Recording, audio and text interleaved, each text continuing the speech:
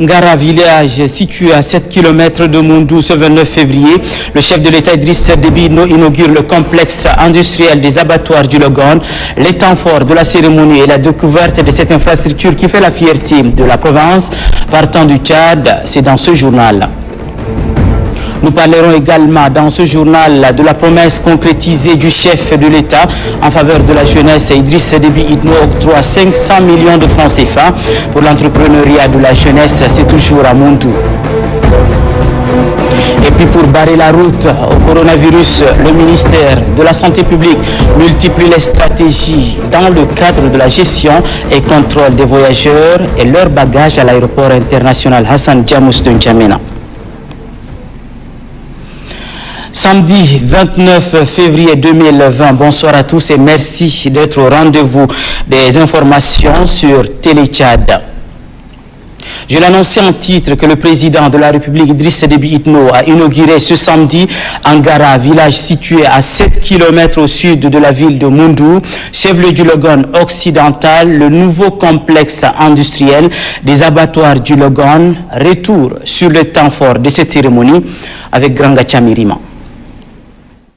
Au Tchad, le secteur de l'élevage représente 53% du produit intérieur brut du secteur rural et l'économie repose sur deux filières, à savoir l'agriculture et l'élevage, depuis les années de l'indépendance. Pour que la viande et les produits dérivés de l'élevage deviennent un pilier de son économie, le Tchad ne veut plus se contenter d'exporter ses animaux sur pied, mais plutôt procéder à la transformation industrielle.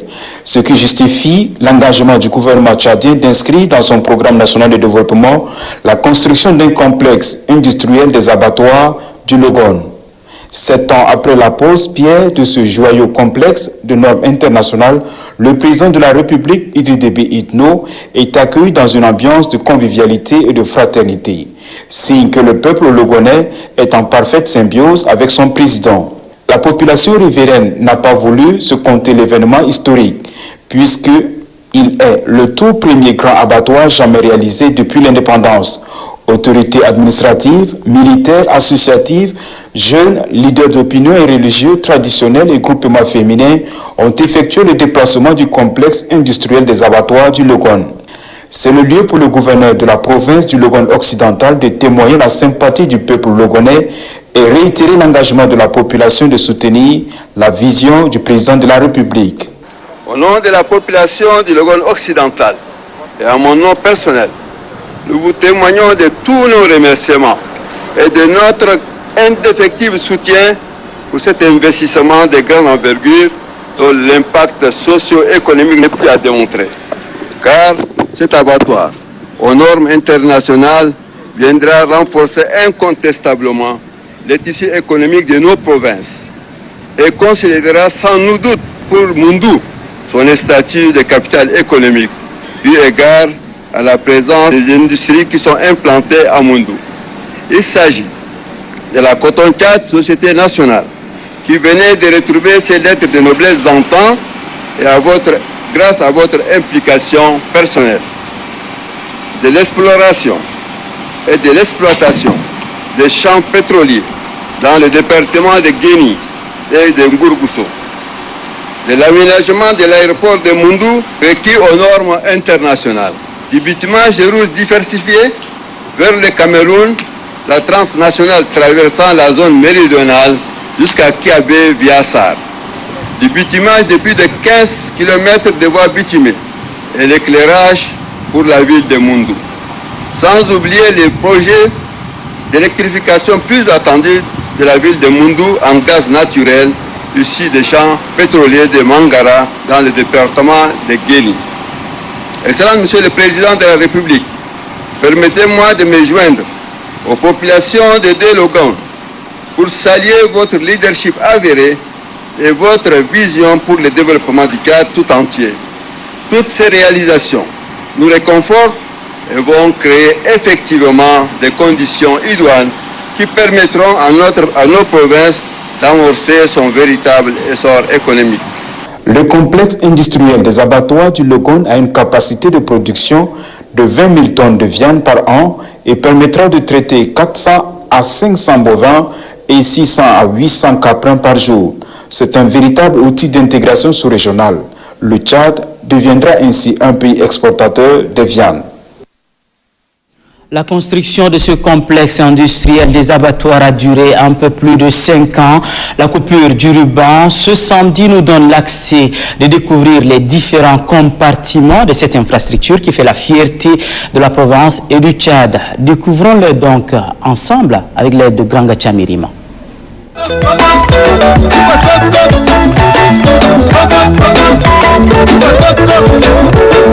Construit par une société argentine spécialisée dans la réalisation des abattoirs, le complexe industriel des abattoirs du Logone dispose d'une unité de pré-traitement de sous-produits, un traitement de cuir et peau, une station d'épurement des eaux usées de 40 000 hectares. L'abattoir est doté d'une zone de transformation de la viande au sein de laquelle des opérateurs intervenant sur les carcasses jusqu'à la mise en quartier et désossage. Sa partie frigorifique dispose de deux tunnels de congélation ainsi que des chambres froides, positives et négatives, représentant 19 jours de stock. Cette capacité de stockage, unique dans toute la sous-région, est auto-essentielle pour faciliter l'exportation d'une partie de la viande produite aussi bien fraîche que congelée. L'inauguration du complexe industriel des abattoirs du Logone est un défi à la jeunesse, celui de s'engager à préserver les acquis du développement du Tchad et par ricochet réaliser des projets pour les habitants de la communauté économique et monétaire de l'Afrique centrale. Le but ultime est de contribuer à l'amélioration de la sécurité alimentaire. Bien qu'il fût un projet en 2013, il est devenu une réalité aujourd'hui. C'est une évidence pour la population logonaise et tchadienne de voir le projet de développement se matérialiser selon le chronogramme prévu dans les clauses de contrat. L'occasion de l'inauguration de ce complexe industriel des abattoirs est opportune. Le ministre de l'élevage et des productions animales l'a saisi pour rendre un hommage mérité au chef de l'État pour de nombreuses réalisations en faveur de son département. Je vous propose de suivre Gayang Soari. Le gouvernement s'est lancé depuis quelques années dans un vaste programme d'investissement public afin de faire du Tchad un pays émergent à l'horizon 2030. Dans cette optique, le ministère de l'élevage et des productions animales a mis en place une commission préparatoire pour l'élaboration des projets industriels dans le secteur. Cette commission, devenue cellule d'exécution du projet d'appui au développement des industries animales, PADIAT, a réalisé plusieurs études de faisabilité pour des projets industriels dans les filières de l'élevage. Aussi, faut-il le rappeler, le Tchad dispose d'un important cheptel estimé à plus de 114 millions de têtes toutes espèces confondues et 36 millions de volailles essentiellement traditionnelles en 2018 suivant le recensement général de l'élevage. Ce cheptel n'est jusque-là pas judicieusement exploité alors que le marché existe. L'ambition du gouvernement est donc de développer les chaînes de valeur afin que l'élevage contribue pleinement et durablement au développement économique et social de notre pays. Excellence, Monsieur le Président de la République, sous votre clairvoyance et sur vos instructions, plusieurs projets ont été lancés dont 3 sont arrivés à maturité, au premier rang desquels figure le complexe industriel des abattoirs du Logone. 2 autres complexes sont toujours en chantier. Il s'agit du projet de construction du complexe industriel d'exploitation des ruminants de Djarmaya, du projet de construction du complexe industriel laitier de Mandalia, couplé avec 3 fermes multifonctionnelles à Mara, Miandoum et Tilo. Il faut signaler que plusieurs autres études sont bouclées et concernent notamment les complexes industriels des abattoirs d'Amdjaras, Ati, Abéché, Bongor et Sahar, les tanneries industrielles d'Ati, Djamena et Mundu, les complexes industriels laitiers d'Ati, d'Amtiman et Bol, 8 unités de fabrication d'aliments du bétail, un complexe pharmaceutique vétérinaire en Djamena, des centres de quarantaine pour le bétail de boucherie, des fermes intégrées multifonctionnelles. C'est pourquoi j'affirme ici la disponibilité du gouvernement à travers le ministère de l'élevage et des productions animales à accueillir les investisseurs dans le cadre de partenariats public-privé pour la transformation industrielle, gage d'une meilleure valeur ajoutée des produits et sous-produits du secteur. Le ministre de l'élevage et des productions animales, Gayang Souare, signalons que le chef de l'État, Idriss Déby Itno, s'est aussi prêté aux questions des journalistes à cette occasion. Voici ses impressions dans une traduction de Amata Yayabas. C'est un sentiment de joie qui m'anime. La construction de cette usine est avant tout un plus pour l'économie nationale. Elle permettra au pays de stopper le trafic de bétail sur pied en direction d'autres pays voisins comme le Cameroun et le Nigeria. Le Tchad est un pays d'élevage par excellence. La qualité de notre viande est naturelle et connue de tous. Elle peut attirer de nombreux opérateurs vers le pays. Vous êtes sans ignorer que chaque année, 800 000 à 900 000 animaux traversent notre frontière pour l'étranger. Ceci est une perte énorme pour l'économie de notre pays. Avec la construction de cette usine moderne, tout sera fait désormais sur place, tels que des chaussures, des sacs et bien d'autres choses. En un mot, on ne jette rien de tout ce qui entre ici. Nous comptons construire d'autres abattoirs comme celui-ci à Ati, Djamena puis à Béché. Nous comptons former dans ce domaine 700 jeunes issus des différentes provinces du pays pour la gestion de ces complexes industriels. Dieu voulant, d'ici l'année prochaine, l'exportation de nos bétails sur pied en direction de l'étranger doit s'arrêter au profit de la production locale. Cette usine est entièrement financée par l'État tchadien, mais je voudrais la confier à des sociétés du secteur privé pour une meilleure gestion, car les deux sociétés capitalisent des expériences très avancées dans ce domaine.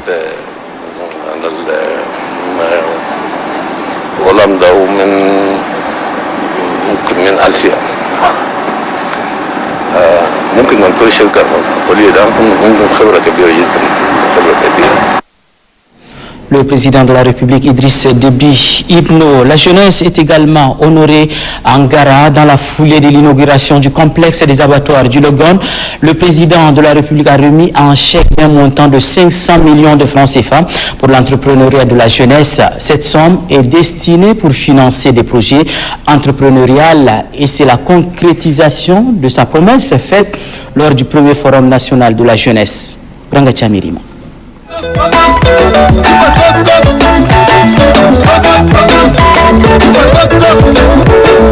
500 millions de francs CFA sur le montant de l'enveloppe financière allouée par le président de la République à la jeunesse tchadienne. Objectif, lutter contre le chômage et donner des moyens financiers aux diplômés sans emploi. Quant à vous, jeunes bénéficiaires, vous devez démontrer par votre sérieux, votre sens de responsabilité que le père de la jeunesse ne s'est pas trompé en mettant à votre disposition ces financements. Donnez le meilleur de vous-même pour permettre de prospérer vos projets. Donnez la chance à d'autres jeunes compatriotes d'en bénéficier. Alors qu'il me soit permis de rendre un vibrant hommage à son Excellence M.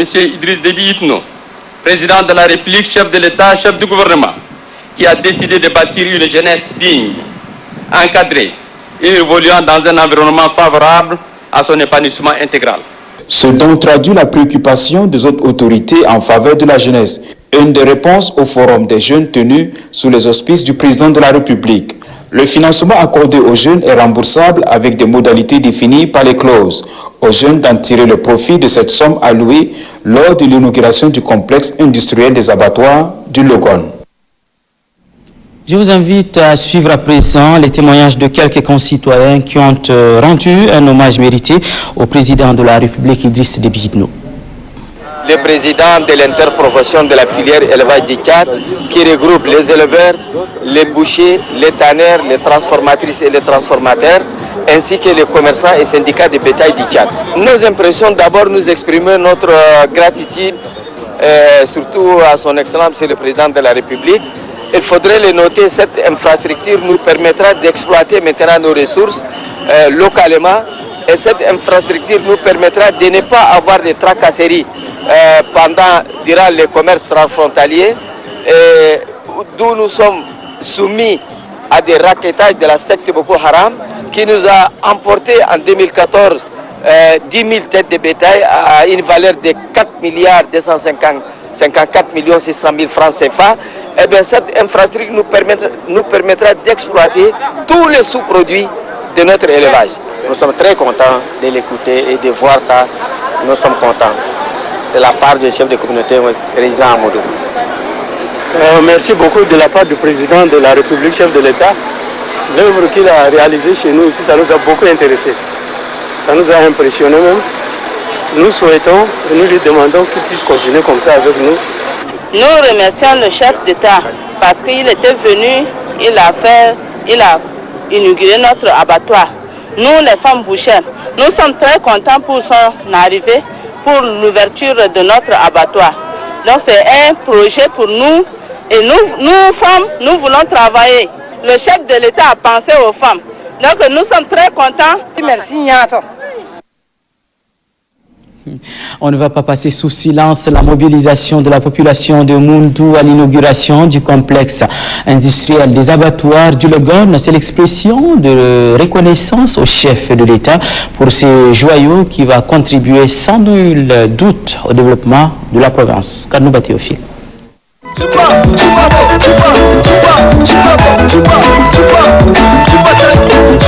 S'il y a des jours mémorables pour les habitants de la ville de Moundou, chef-lieu de la province du Logone occidental et ses environs, ce samedi 29 février 2020 en fait partie. Et cela se justifie par cette liesse populaire autour du chef de l'État Idriss Déby Itno, ses invités de marque, les membres du gouvernement, les représentants des grandes institutions de la République et les autorités de la dite province. Cette joie débordante et collective traduit l'expression de gratitude pour ces hommes et femmes, jeunes et vieux, qui imaginent la considération que leur accorde le président de la République, Idriss Déby Itno, en donnant ce complexe industriel qui va profiter à presque tout le monde.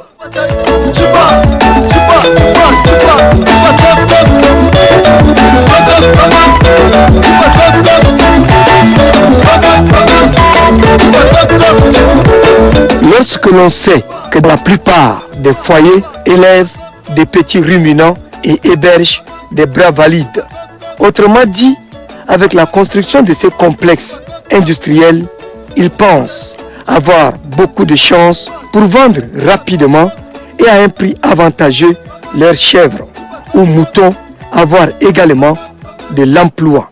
Ce qui nous amène à dire que cette joie qui se lit sur le visage de ces habitants de Moundou et ses environs traduit leur reconnaissance aux actes du président de la République, Idriss Déby Itno, en faveur de leurs intérêts, de leur bien-être, en un mot.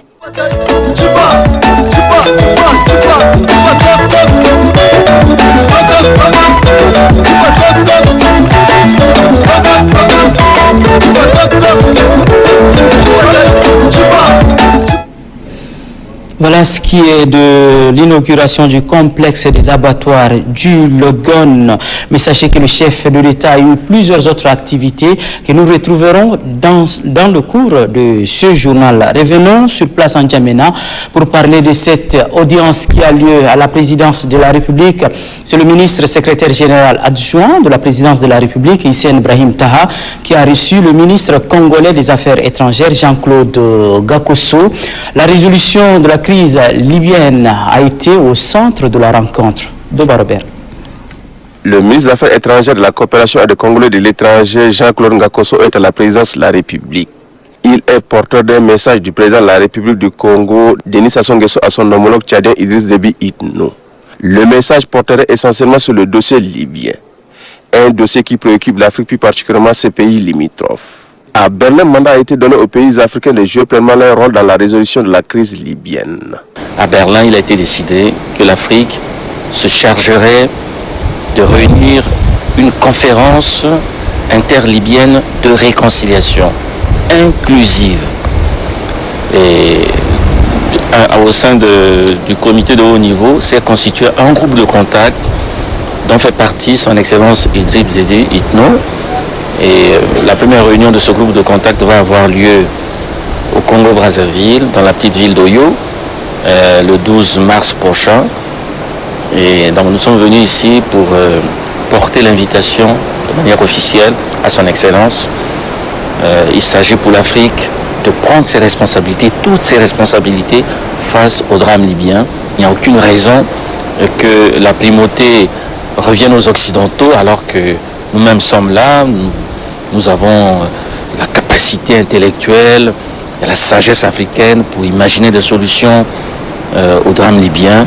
Le ministre secrétaire général adjoint à la présidence de la République, Hissène Brahimta, avait à ses côtés au cours de cette audience le ministre des Affaires étrangères, de l'intégration africaine, de la coopération internationale et de la diaspora, Mohamed Zen Chérif, et du conseil diplomatique à la présidence de la République, Cheikh Ibni Oumar. La teneur de ce communiqué pour la suite de l'édition, l'ambassade du Tchad en Suisse, mission permanente auprès de l'Office des Nations Unies et des autres organisations internationales basées à Genève, informe l'opinion nationale de ce qui suit.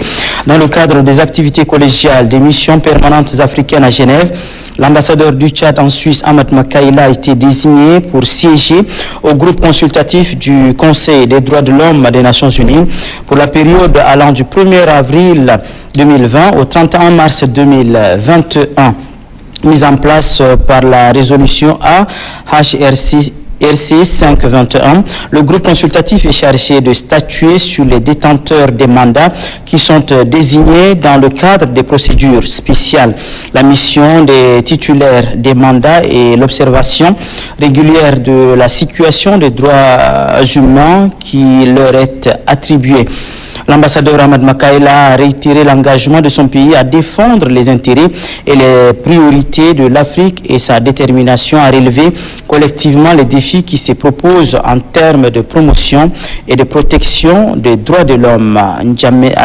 Faite à Genève le 28 février 2020, l'ambassade mission permanente du Tchad à Genève. PND 17-21, bientôt la fin. Les experts réfléchissent sur l'élaboration du rapport de suivi et la formation des points focaux aux techniques de gestion. Ils se sont retrouvés pour voir comment enclencher le processus. Et Luc Azina Danjaï se charge de nous en parler.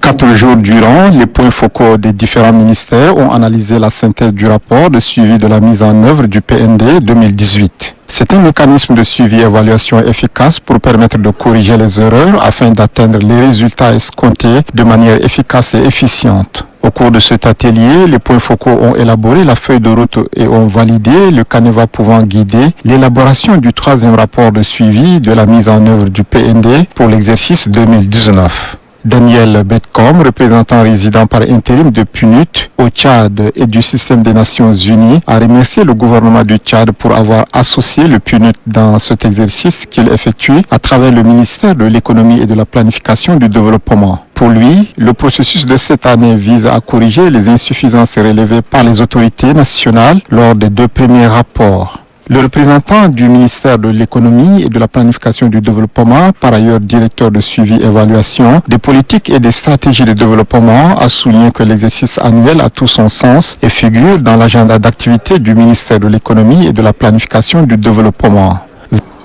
Ce cadre institutionnel permettra à tous les citoyens sans distinction aucune de suivre à temps réel tous les projets et programmes. Le mécanisme de suivi et évaluation de la mise en œuvre du PND n'exclut personne. Pour preuve, parmi les points focaux, on peut citer les représentants de tous les ministères sectoriels, quelques grandes institutions de l'État, les organisations de la société civile, le secteur privé, la chefferie traditionnelle, etc. L'exercice d'évaluation du dit rapport indique que sur les 635 actions planifiées dans le programme d'action prioritaire, 177 ont été entamées, soit un taux d'enclenchement de 52%. Ainsi, 156 actions sont totalement réalisées avec un taux global d'exécution de 25%.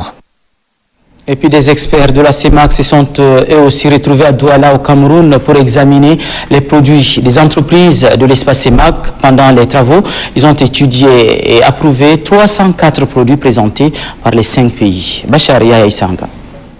6 pays de la zone CEMAC visent un seul objectif.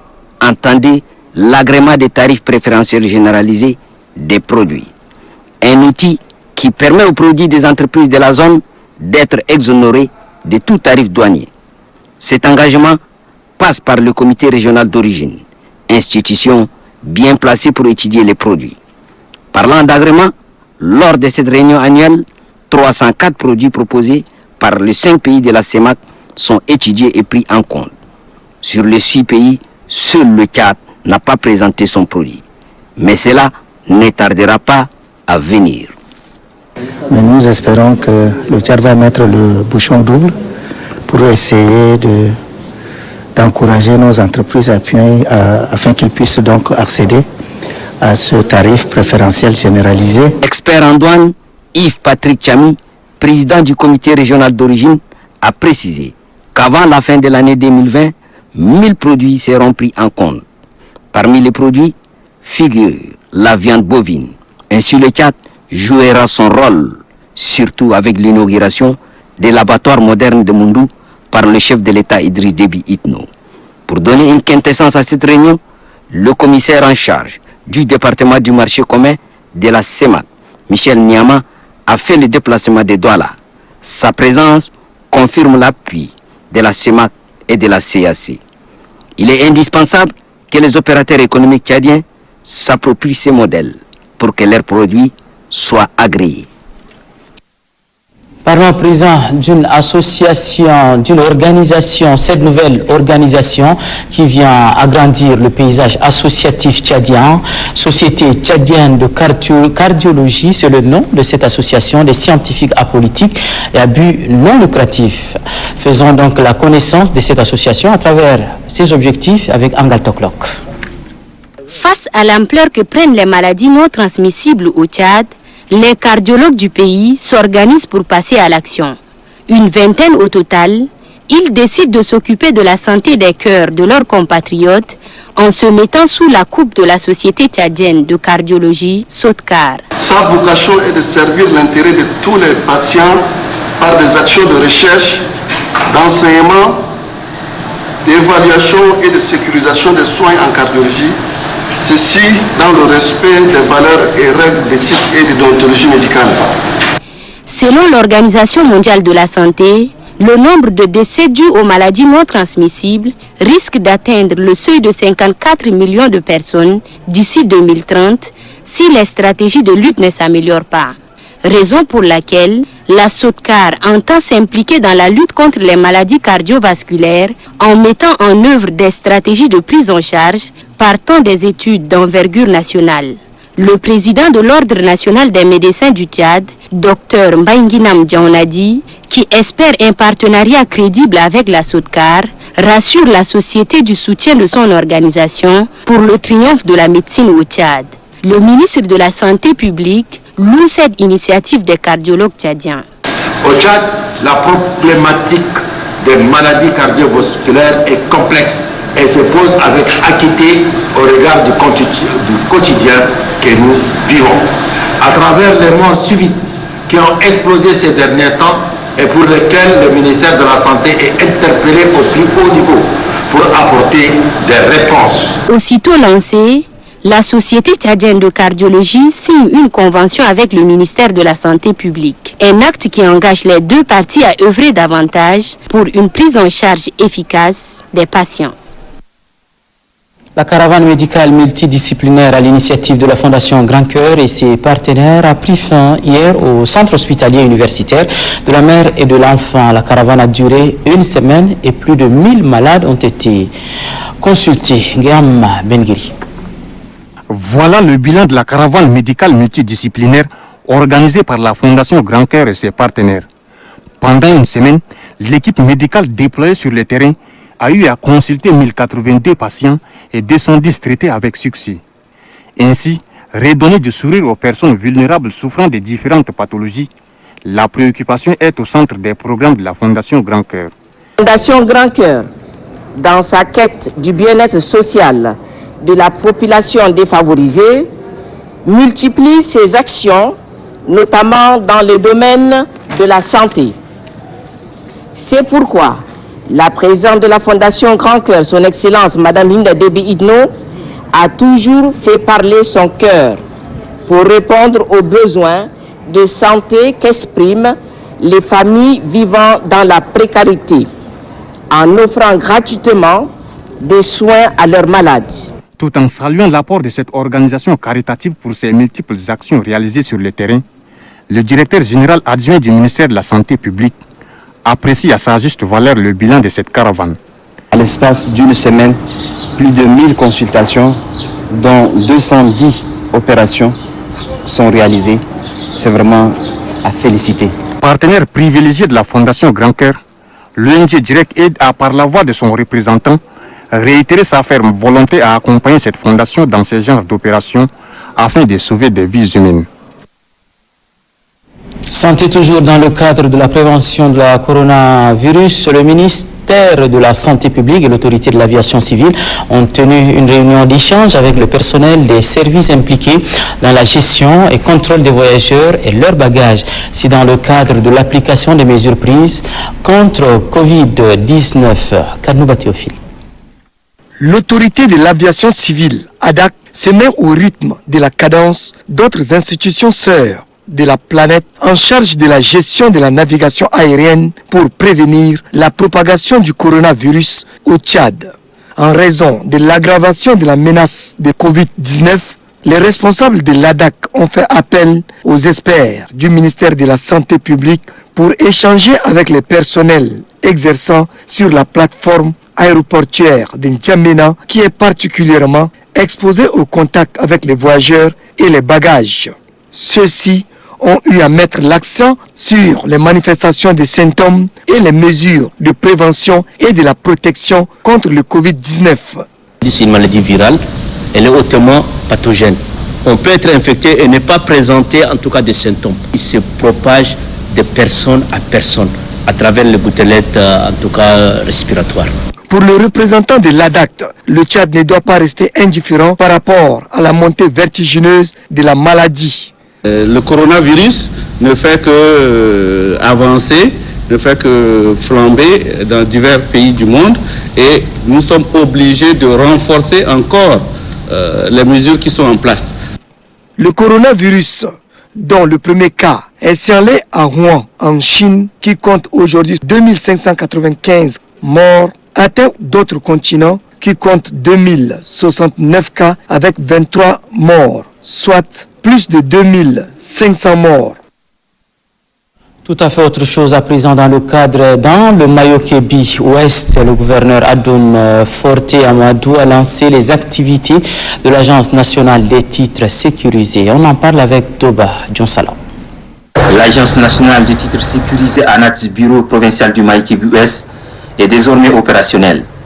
Les populations de la province du Mayo-Kébi Ouest peuvent maintenant obtenir sur place à Pala la carte nationale d'identité, le passeport et autres documents infalsifiables. Ayant pour mission l'enrôlement des populations, l'ANATS permet à chaque citoyen tchadien d'avoir un numéro national d'identification unique grâce aux données biologiques et biométriques recueillies.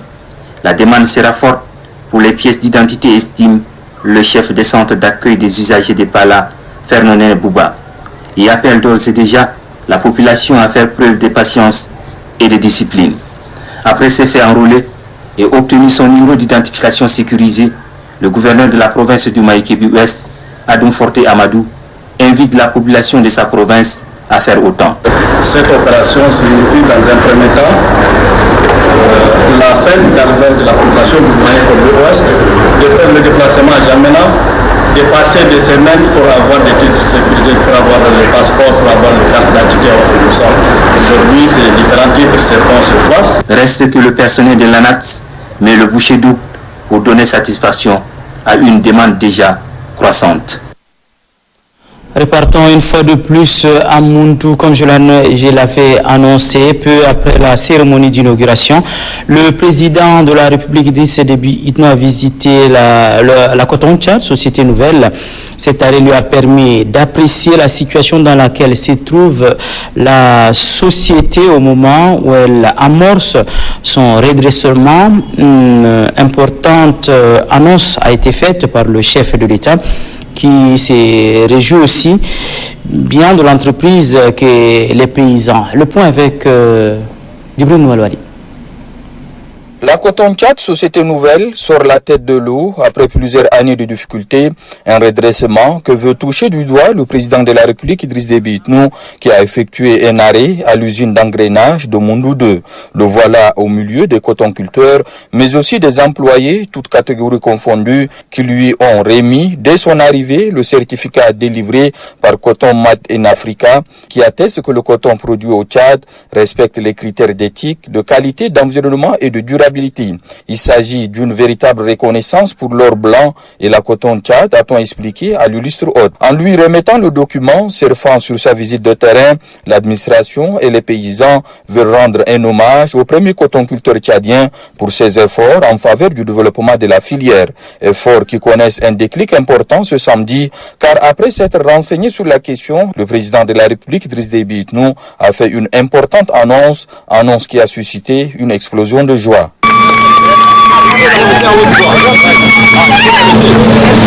Son Excellence le Président de la République du Tchad, premier cotonculteur du Tchad, s'engage à prendre les intrants à hauteur de 3 milliards de plus par jour.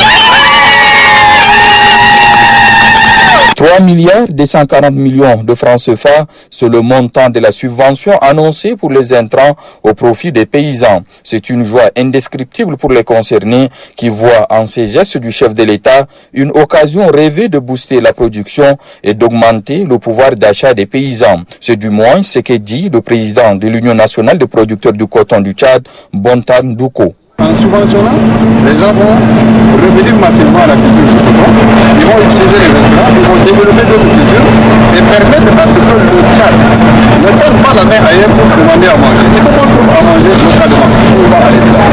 Donc nous sommes très satisfaits, très ravis et l'ensemble de la zone cotonnière est déjà au courant de cette annonce. La subvention des intrants ne laisse pas indifférent l'administration de la Coton-Tchad, société nouvelle, qui s'attend à une adhésion massive des paysans. L'annonce du président de la République est d'une grande portée, fait savoir Ibrahim Maloum, secrétaire général en charge du commerce et de la communication. Cela a des conséquences énormes. Énormes d'abord à alléger la facture des intrants aux cotonculteurs. Ça va leur permettre d'augmenter les rendements agricoles qui sont un des plus bas au Tchad, dû au coût des intrants, conséquence de l'enclavement du pays. Donc en allégeant le coût des intrants, on va essayer de faire passer le rendement à l'hectare de 500 kg à l'hectare et dans un horizon très prochain à plus d'une tonne, plus de 1000 kg à l'hectare. Par ce biais-là, on double la production et le rendement du paysan et son revenu va doubler. La somme injectée par le gouvernement pour les intrants et la visite du président de la République vient s'ajouter à la liste des points positifs accumulés par l'entreprise qui, en un an et demi, a obtenu 172 000 tonnes de coton. Les dettes de 2 ans, de l'ordre de 6 milliards 700 millions, ont été réglées dans leur totalité. Les superficies cultivables ont également augmenté, passant de 60 000 à 288 000 hectares. Autant d'éléments qui incitent à un retour massif à l'agriculture cotonnière, un objectif légitime que s'est fixé le chef de l'État Idriss Déby Itno, auquel devrait s'associer l'ensemble du monde rural pour un véritable décollage économique du pays. Djibril Noualouali, vous nous dites également que le président de la République Idriss Déby Itno a rencontré cet après-midi les autorités administratives, civiles et militaires, les cadres et représentants des populations de la province du Logone occidental. Plusieurs sujets touchant à la paix, la sécurité et le développement étaient au menu de cet échange direct. Votre reportage. Tout ce que compte le Logone occidental comme cadre, élus, autorités administratives, militaires, chefs traditionnels, religieux et toute la chapelle politique confondue étaient au rendez-vous cet après-midi. Tous ont répondu à l'invitation du président de la République Idriss Déby Itno qui a tenu à les recevoir au terme de sa visite à Moundou. Une ville qui compte beaucoup sur le bâtisseur du Tchad a fait savoir l'assistance par la voix de son représentant. Pour lui, les Logonais s'affirment autrement et décident de croiser leur regard. Le chef de l'État Idriss Déby Itno, qui dit vouloir quitter Moundou en gardant un bon souvenir eu égard à l'accueil dont il a fait l'objet, a demandé aux participants de transmettre ses salutations et ses remerciements à la population. Donnant suite aux doléances transmises à son attention, le chef de l'État prend l'engagement de mettre rapidement en place le comité de gestion de 5% des revenus pétroliers alloués à la province, chargeant l'assistance de proposer des cadres compétents et de bonne moralité pour bien gérer les ressources affectées qui, insiste-t-il, doivent aller directement à la population et répondre à ses réels besoins. S'attardant sur le vivre ensemble et les conflits intercommunautaires, le président de la République a pointé du doigt l'injustice et la défaillance de l'administration locale. S'agissant de l'enlèvement des personnes contre rançon, le président appelle la population à collaborer avec les forces de défense et de sécurité pour débusquer les ravisseurs, car l'argent récolté ravitaille Boko Haram, fait-il savoir. À cet effet, les forces de défense et de sécurité sont instruites afin d'être en alerte pour faire face à toutes les formes d'insécurité. Faisant la corrélation entre paix, quiétude et développement, le président de la République annonce la relance des projets et chantiers arrêtés suite à la crise économique que le pays a connue, et ce, en fonction de l'embellie financière. Avant juillet, assure-t-il, 15 MW viendront renforcer les réseaux électriques pour couvrir les besoins de la ville de Moundou et à ses installations économiques. Pour que ces projets aboutissent et que l'économie fleurisse, l'union des fils et des filles de la région est nécessaire. C'est à cela que le président de la République Idriss Déby Itno a invité les Logonais, les exhortant à s'aimer, à aimer leur pays et à regarder l'avenir avec confiance et espoir. Politique à présent, une mission du bureau politique national du MPS dirigée par Andigue Chouroué Nassar Manas a rencontré hier les militants de la base du canton d'Alé et de la commune de Tchoua dans le département de la Tandjilé Centre. L'objectif est de mobiliser la population pour les échéances électorales. Youssouf Abdraman Alikat.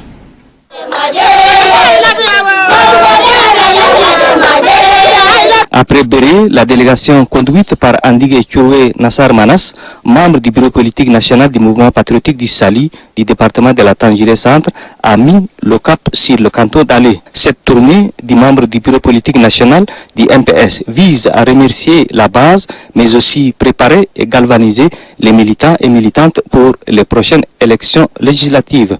Pour le chef de canton de Dalé, Yaougé Lago, son canton a été toujours le bastion du MPS. Le secrétaire exécutif du MPS du département de la Tandjilé Centre a relevé que le canton d'Alé est le soutien indéfectible du MPS. La bonne volonté, le dévouement de la population de Dalé à soutenir le président de la République à travers sa politique du salut.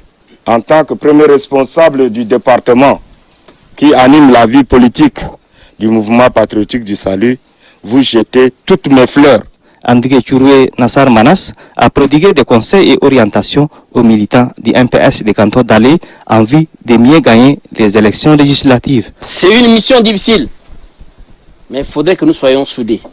Nous avons le même objectif de développer notre département. Ensuite, la mission s'est rendue à la commune de Tchoua pour le même objectif.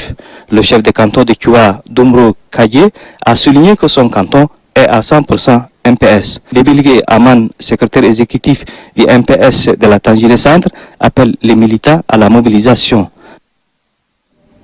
En tournée dans la province du Bata, une équipe du bureau politique national pour le compte du Bata Ouest se trouve à Kunjuru. Objectif sensibiliser également les militants pour les futures échéances électorales. Mamata Djibrin Al-Houl.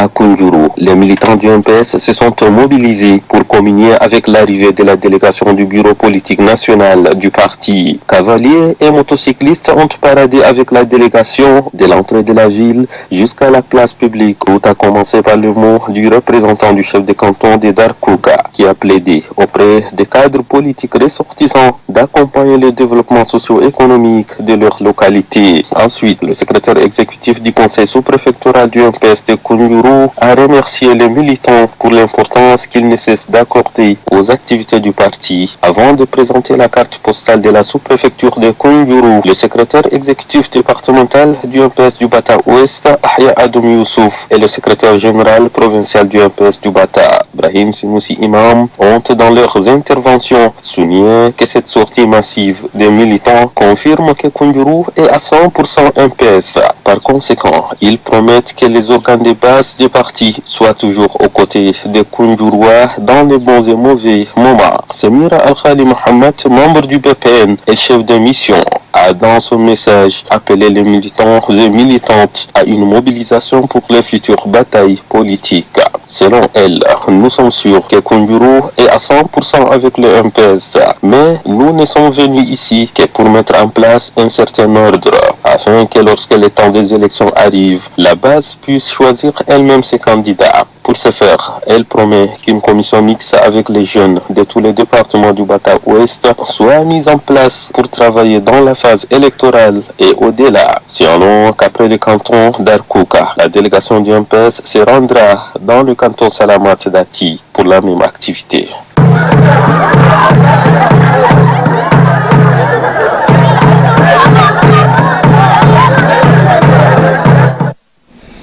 Le projet de redressement économique et social du lac tient un forum départemental autour de la gouvernance des ressources naturelles.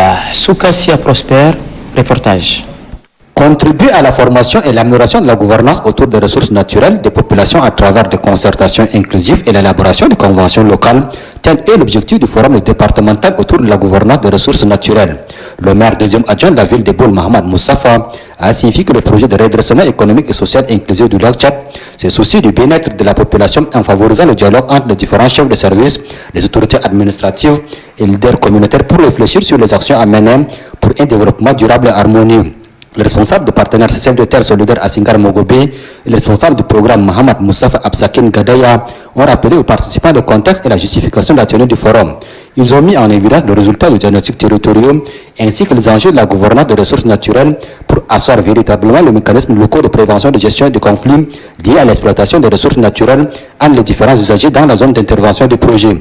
Tout en remerciant l'Union européenne et l'Agence française de développement pour le financement de cette activité louable, le préfet du département de Mamdi, Hassan Abdraman Hagar, a mentionné que l'objectif de ce projet entre dans la droite ligne de la politique de renforcement de la gouvernance des ressources naturelles prônée par le président de la République Idriss Déby Itno.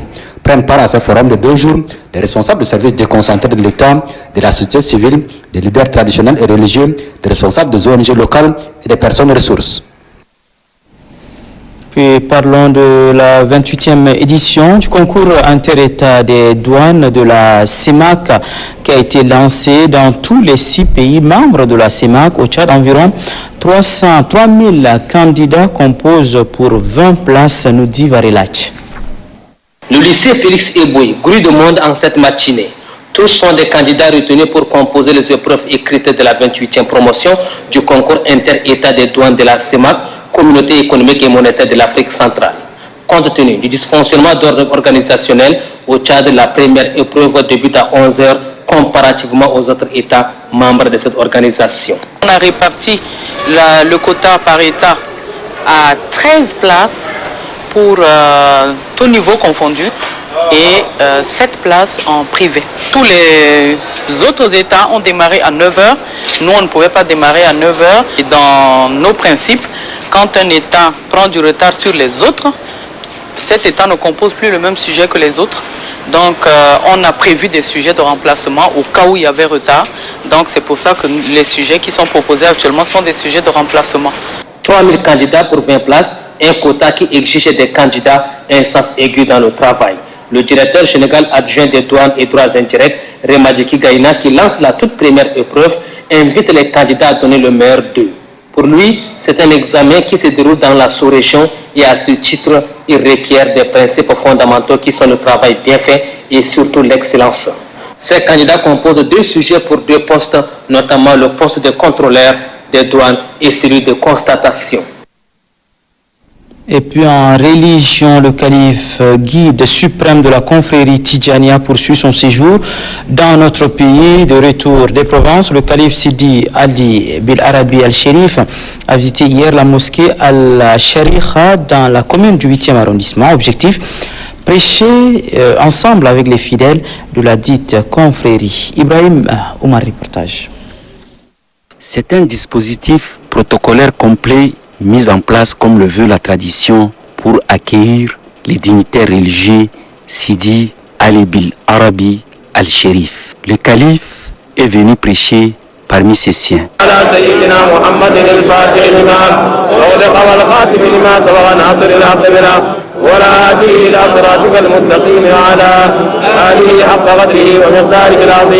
Le guide suprême de la confrérie est resté attentif aux côtés du président du Conseil supérieur des affaires islamiques, Dr Mohamed Khatir Issa, les vice-présidents de la confrérie Tidjania au Tchad, Al-Khali, Khalil, Omar et bien d'autres personnalités religieuses. Après avoir clôturé cette grande messe religieuse, le calife a procédé à la pose de la première pierre du nouveau siège de la confrérie Tidjania au Tchad. L'émotion était grande du côté des fidèles de la confrérie. Des fidèles impatients de voir le nouveau siège abritant leur confrérie dans les jours à venir. Sur ce, mesdames et messieurs, se referme cette édition. Merci à vous de l'avoir suivi, surtout votre donc indulgence quant aux défaillances constatées au cours de ce journal. Restez sur Téléchat.